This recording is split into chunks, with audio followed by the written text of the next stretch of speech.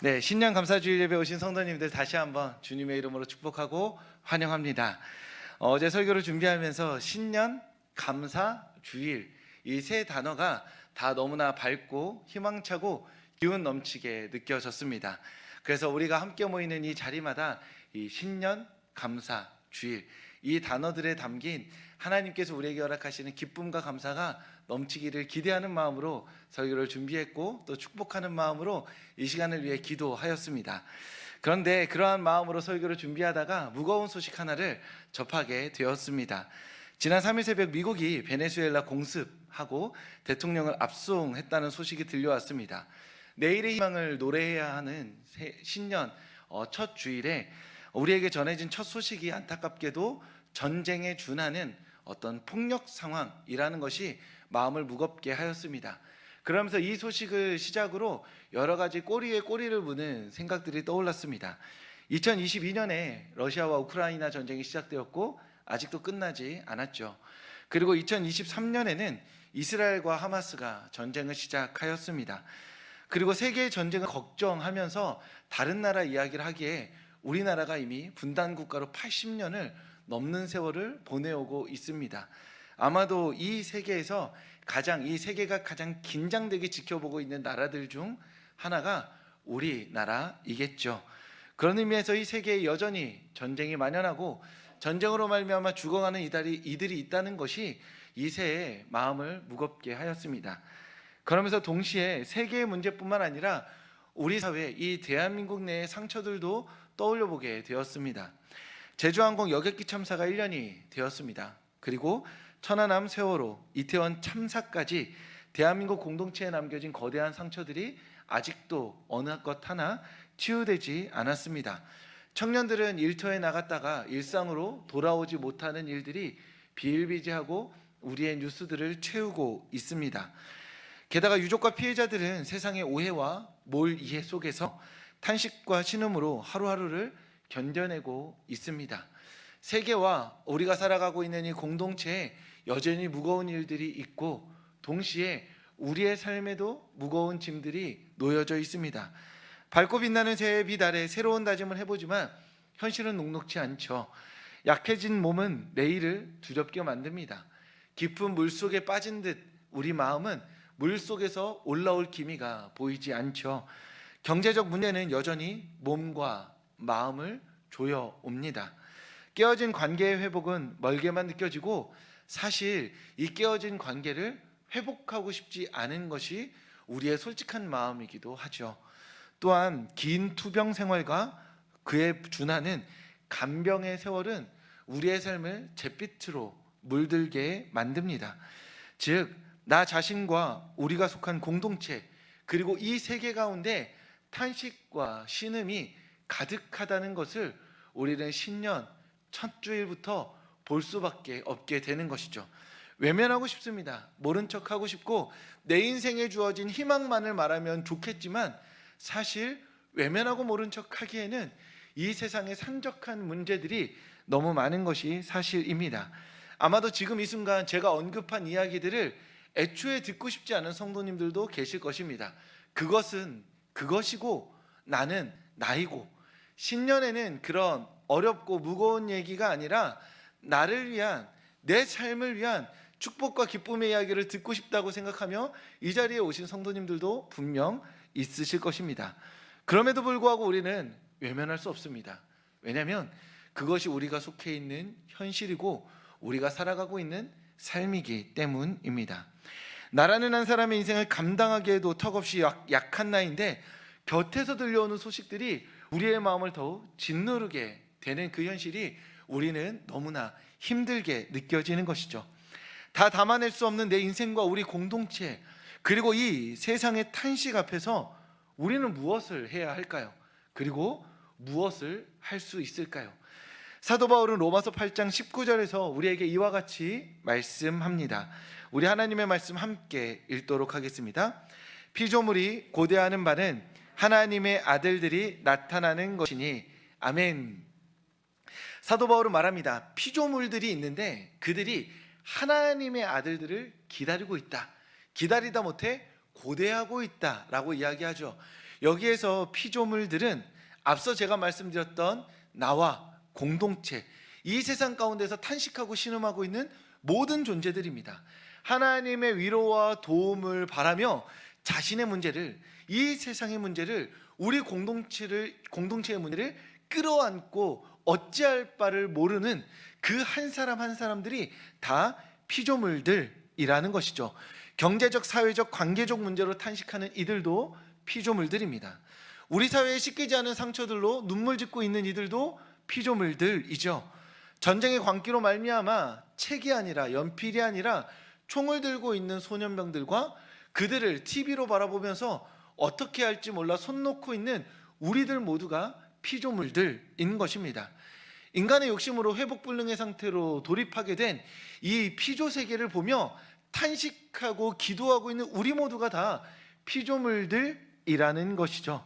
즉, 이 세상의 문제를 바라보면서 어찌할 바를 모르고 이 문제 속에서 고통받고 있는 우리 모두가 피조물들인 것입니다. 그리고 이 피조물들은 누구를 기다리느냐? 하나님의 아들들을 기다립니다. 하나님의 아들들이 이 땅 가운데 임함으로 말미암아 그들로 위로받게 될 그날을 기다린다라는 것이죠. 그런 의미에서 하나님의 아들들은 누구일까요? 그 첫째로 하나님의 아들들은 말씀이 육신이 되어 우리 가운데 오신 예수 그리스도입니다. 그렇게 이 땅 가운데 오셔서 우리의 죄를, 우리의 문제를, 우리의 눈물을, 우리의 탄식과 기도를 자신의 십자가로 짊어지고 죽기까지 사랑하신 예수 그리스도, 그분이 바로 하나님의 아들들로서 이 땅 가운데 오셔서 우리를 위로하시는 분이십니다.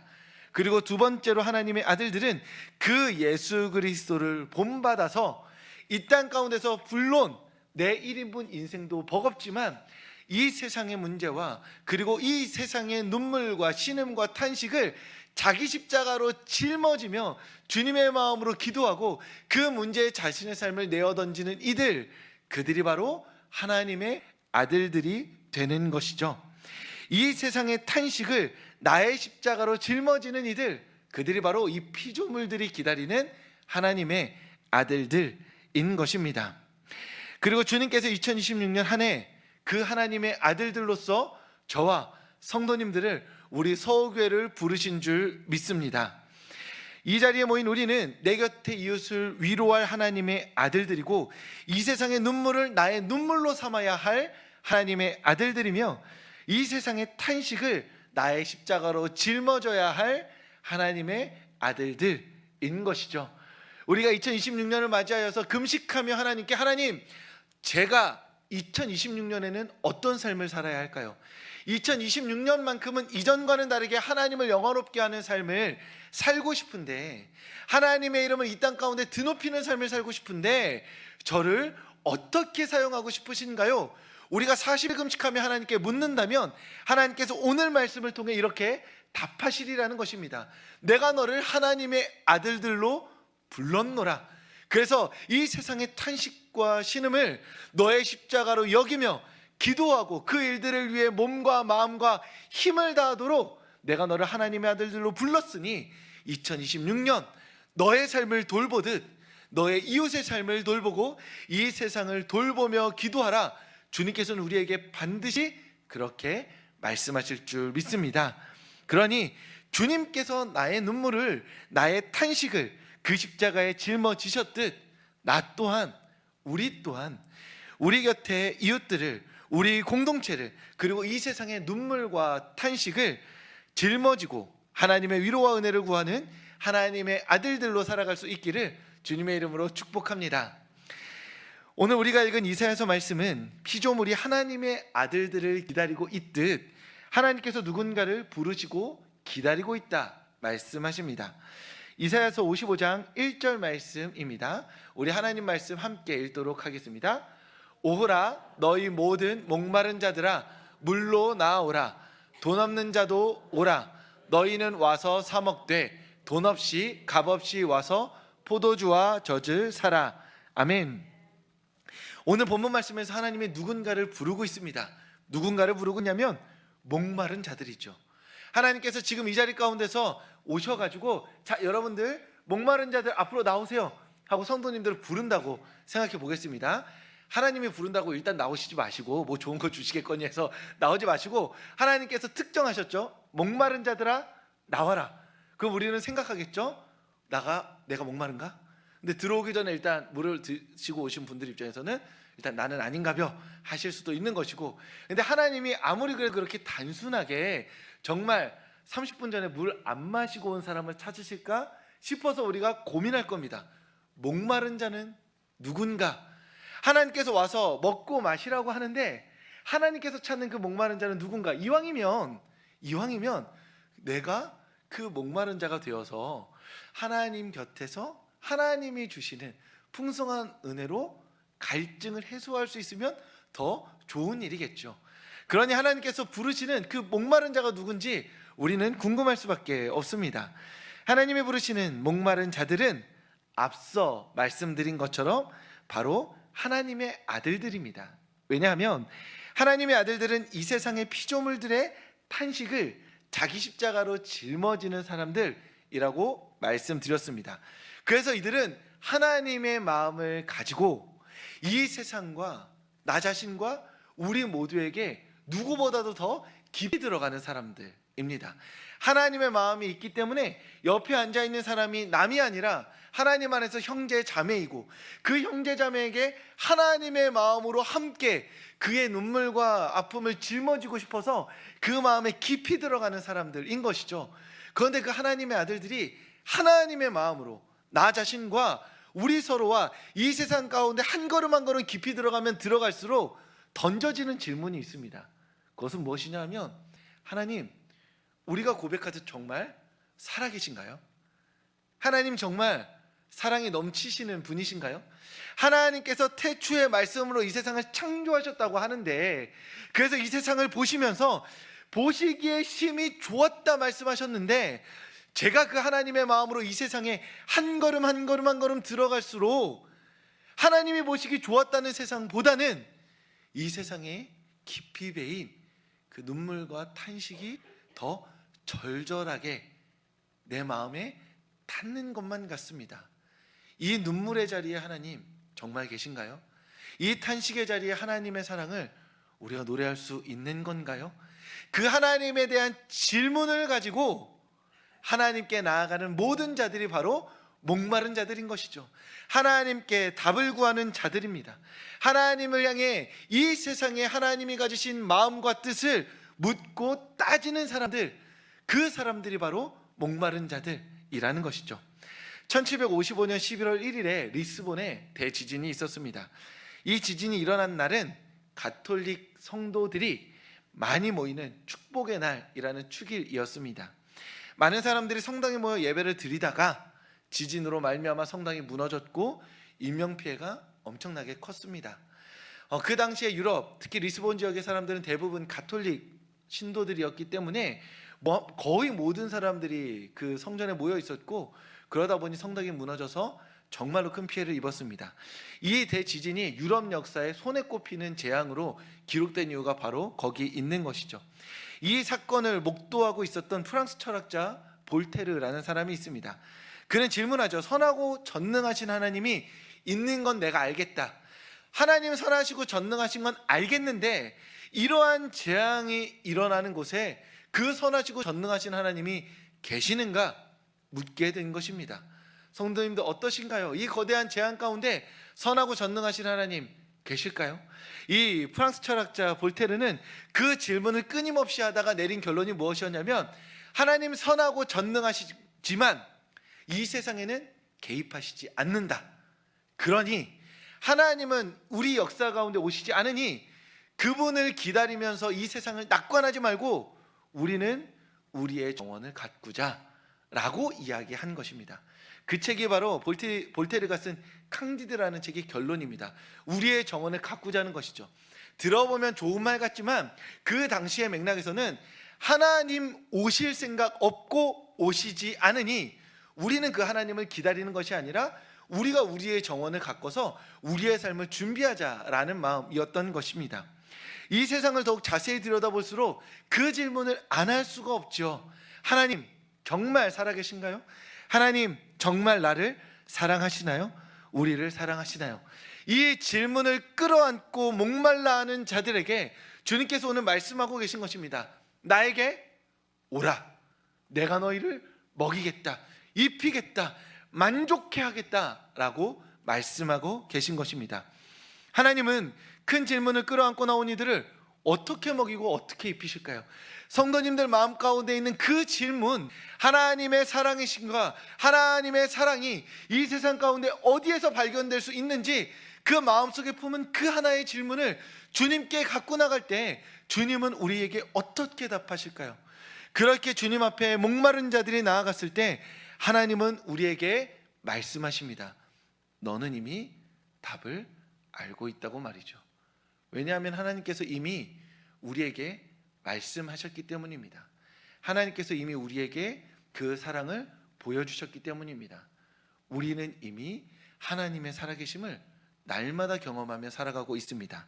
왜냐하면 이미 하나님은 예수 그리스도를 통해서 우리를 죽기까지 사랑하시는 그 사랑을 보여주셨기 때문입니다.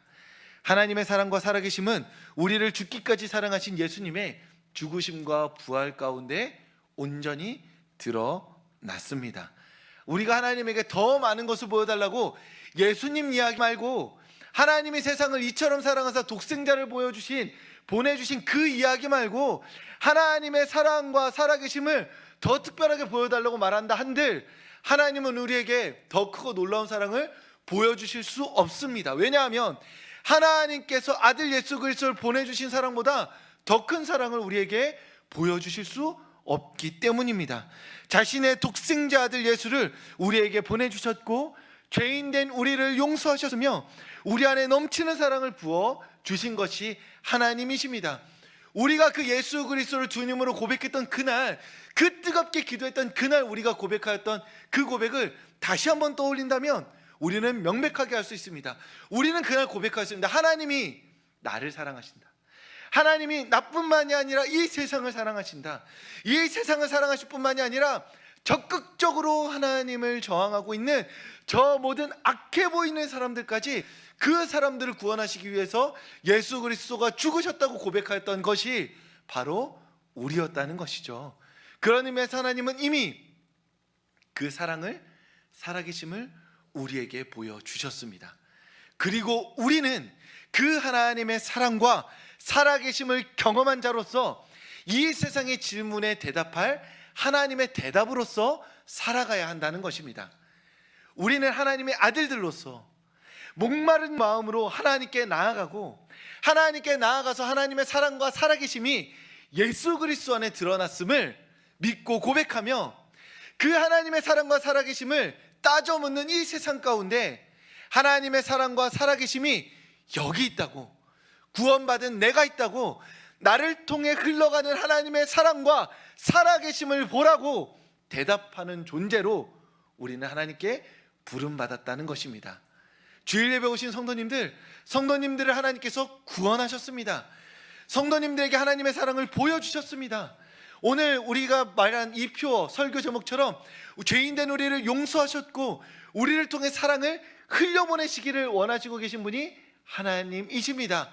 그리고 이 세상에 하나님의 사랑과 살아계심이 어디 있냐고 묻는 이 세상 가운데 우리는 하나님의 대답이 되어서 그 세상의 눈물과 탄식을 우리의 십자가로 짊어지고 기도하며 위로하고 그 삶을 위해 우리의 삶을 드리는 한 사람의 그리스도인으로 부름받은 줄 믿습니다.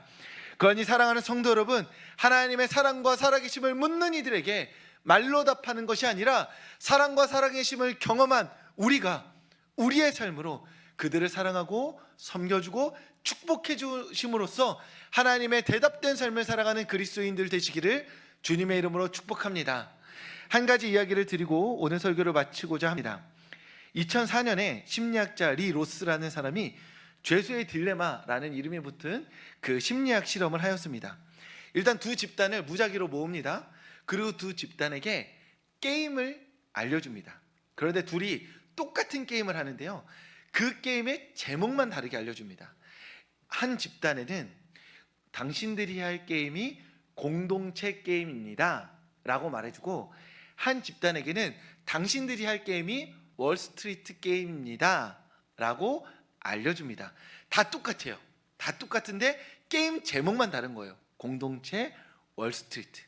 공동체라는 이름은 이타주의를 상징하고 의미하기 때문에 사람들이 그렇게 받아들였을 것이고, 월스트리트라는 이름은 미국 금융가의 중심지를 의미하기 때문에 약육강식, 그리고 경쟁, 이기주의 이런 의미를 내포하고 있는 단어라서 그 사람들이 그런 의미로 받아들인 것으로 이 심리학 실험이 진행된 겁니다. 게임의 결과가 어땠냐면, 이타주의를 의미하는 공동체 게임이다 라고 생각하고 게임에 들어간 사람들의 70% 이상은 그 게임에서 상대방과 협력하기를 즐겨 했습니다. 즉, 이 게임이 공동체 게임이니까 협력을 해야 살아남을 수 있다고 믿었던 것이죠. 그런데 월스트리트 게임, 즉 경쟁 게임이라고 머릿속에 제목만 머릿속에 집어넣은 사람들은 그 중에 30%만 게임 내에서 협력을 했습니다. 나머지 70%, 대다수는 경쟁을 통해 그 게임에서 살아남고자 했던 태도를 보였다는 것이죠. 이 실험은 매우 간단한 진리를 보여줍니다. 이 세상을 공동체로 이해하느냐, 월스트리트로 이해하느냐에 따라서 우리의 삶의 태도가 완전히 바뀐다는 것이죠. 이 세상은 함께 협력해야 살아남을 수 있는 세상이라고 믿는 사람은 내가 보는 서로를 협력의 대상, 함께 생존을 도모해야 될 대상으로 보는데, 경쟁의 대상으로 보는 사람은 이기고 넘어서야 할 대상으로 보게 된다라는 것입니다. 왜 이 말씀을 드리느냐? 이 세상을 눈물과 탄식으로 볼 수 있습니다. 우리가 이 세상을 바라보는 시선이, 이 세상에는 눈물과 탄식이 너무 많아, 내 인생에, 이 세상에, 우리나라에 문제와 아픔들이 너무 많아서 어떻게 해결할 수가 없어 라고 생각할 수 있습니다. 우리가 바라보는 현실이 그것일 수 있죠. 그런데 그리스도인은 거기서 멈추는 사람들이 아닙니다. 문제로 이 세상을 인식하는 사람들이 아니라, 그리스도인은 눈물과 탄식의 답으로서 하나님께서 자신을 부르셨다고 믿는 사람들입니다. 그리스도인은 하나님께서 여전히 이 세상을 사랑하셔서 이 세상 가운데 문제가 많지만 반드시 그 사랑이 이 문제들을 이길 것이라고 믿는 사람들이라는 것이죠. 그리스도인은 이 세상에 만연한 눈물과 탄식이 결국에는 닦여질 것이고 하나님의 사랑과 은혜가 강물처럼 흐르게 될 것이라고 믿고 그 일에 자신을 투신하는 사람들이라는 것입니다. 제가 앞서 말씀드렸듯 이 세상에 눈물이 많고 탄식이 많아서 어찌할 바를 모르는데, 중요한 것은 어찌할 바를 모른다는 것이 아니라 그 일을 위해 하나님께서 나를, 우리 성도님들을 부르셨다는 것이죠. 죄인된 우리를 용서하시고 주님의 사랑을 품어주시며 그 사랑의 통로로 이 세상에 하나님의 대답으로서 살도록 우리를 불러주셨다라는 것입니다. 그래서 우리의 이야기는 희망으로 마칠 수 있는 것입니다. 눈물이 아무리 많아도, 탄식이 아무리 많아도, 여전히 해결되지 않는 전쟁과 신음이 있다 할지라도, 그 일을 어떻게 이겨내야 될지 우리의 상상력은 부족하다 하더라도 그 모든 일들을 위해 하나님께서 나를 용서하시고 나를 사랑의 대답으로 이 세상 가운데 부르셨으니 우리는 그 부름받은 대로 하나님의 뜻을 따라 순종하는 삶을 살아가는 것이죠. 우리의 순종의 순도가 높아질수록, 우리가 하나님께 더 깊은 순종을 드릴수록 이 세상은 눈물과 탄식이 닦여지고 하나님의 희망으로 가득 차게 될 줄 믿습니다. 그러니 하나님의 희망으로 부름받은 성도님들, 우리가 2026년 무수히 많은 일들을 마주할 터인데 그 일들 가운데서 포기하지 말고 낙심하지 말고 하나님의 희망이 되어서 하나님의 사랑의 통로가 되는 성도님들 되실 수 있기를 주님의 이름으로 축복합니다.